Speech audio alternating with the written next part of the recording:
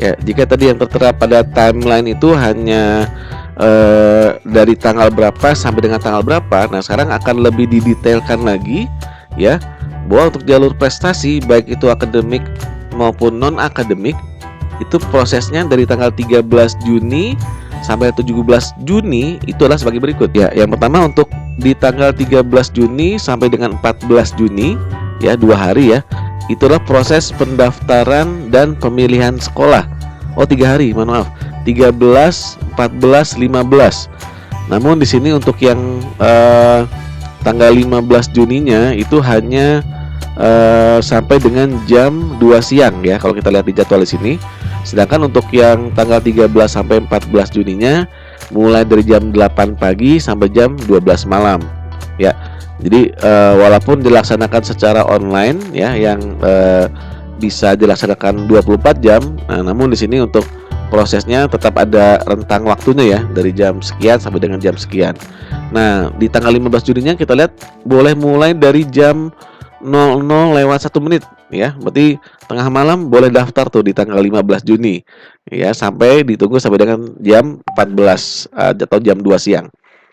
Nah, dilanjutkan itu langsung ya. Jadi ketika mendaftarkan dan memilih sekolah, itu proses seleksi sudah langsung berjalan. Seperti itu. Ya, jadi sistem sudah langsung berjalan dengan input data yang diberikan, maka langsung diseleksi oleh sistem, ya. Itu di tanggal 13 Juni sampai dengan 15 Juni juga. Seperti itu.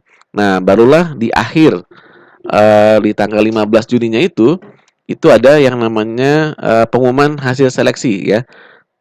Di tanggal 15 Juni pada pukul 17.00 atau jam 5 sore. Begitu ya. Dan juga dilanjutkan lagi prosesnya dengan lapor diri, yaitu di tanggal 16 Juni dan 17 Juni diberikan kesempatan untuk lapor diri. Ya, ini untuk yang jalur prestasi. Berikutnya untuk yang jalur afirmasi, ya. Jalur afirmasi untuk anak asuh panti, ya, ini catatannya adalah CPDB merupakan anak asuh panti, tidak dilakukan proses seleksi ya. Tidak dilakukan proses seleksi ya, barangkali hanya dengan menunjukkan surat keterangan dari pantinya ya, seperti itu. Lalu penyandang disabilitas dan anak tenaga kesehatan yang meninggal dunia dalam penanganan COVID-19, ya, ini keterangannya adalah pendaftaran bagi CPDB yang merupakan anak para tenaga kesehatan yang meninggal dunia dalam penanganan COVID-19 dilaksanakan selama proses PPDB. Ya, jadi di sini hanya menggunakan dokumen-dokumen saja ya yang harus disiapkan. Mulai dari pendaftaran dan pemilihan sekolah di tanggal 13 sampai 14 Juni ya, dan seterusnya bisa dilihat di tabel. Jamnya juga ada di situ tertera ya secara lengkap. Lalu yang kedua, verifikasi dokumen dan proses seleksi dengan tadi di input dokumen atau berkas-berkas yang diminta. Nah, ini proses seleksinya ada di sini. Tapi tadi untuk yang anak asuh panti tidak dilakukan proses seleksi ya. Nah, langsung nanti akan diumumkan di tanggal 15 Juni 2022 jam 5 sore. Dan juga harus melakukan lapor diri di tanggal 16 sampai 17 Juni. Seperti itu. Lalu untuk jalur afirmasi penerima KJB Plus ya. Lalu yang pertama ini untuk yang prioritas pertama ya, jalur afirmasi P1 nih yang pertama tadi ya. Ini yang kedua di bawahnya untuk jalur afirmasi yang prioritas yang kedua.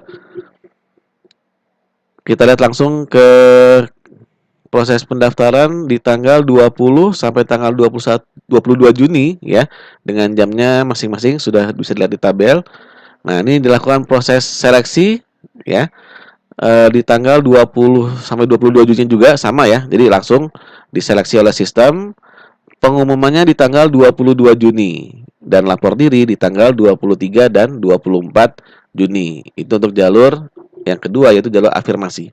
Ya, berikutnya untuk jalur zonasi tingkat SMP itu dimulai di tanggal 27 Juni ya, dengan proses pendaftaran dan pemilihan sekolah sampai dengan tanggal 29 Juni.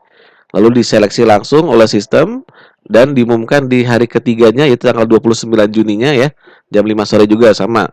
Dan juga harus melaksanakan lapor diri di tanggal 30 Juni dan 1 Juli 2022. Nah, ini jalur zonasi.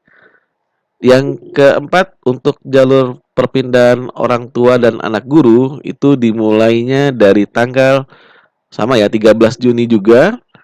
Nah, ini agak panjang ya. Tanggal 13 sampai tanggal 28 Juni ya, dengan jamnya masing-masing bisa dilihat di tabel. Lalu ada verifikasi dokumen dan proses seleksinya juga sama ya, langsung dimulai di tanggal 13 Juninya itu, namun sampai dengan tanggal 29 Juni dan akan diumumkan di tanggal 29 Juni pukul 5 sore.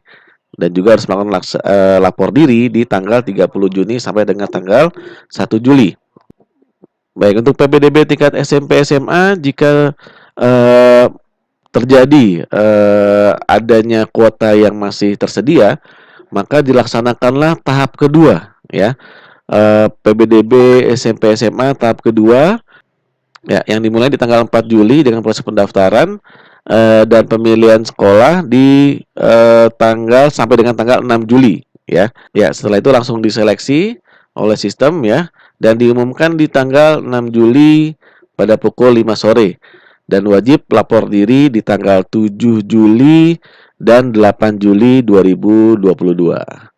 Ya, itu jadwal pelaksanaan PPDB untuk jenjang SMP. Ya, demikian jadwal pelaksanaan PPDB untuk jenjang SMP dan SMA ya. Silakan tadi dicatat tanggal-tanggal pentingnya ya, mudah-mudahan tidak ada yang terlewat.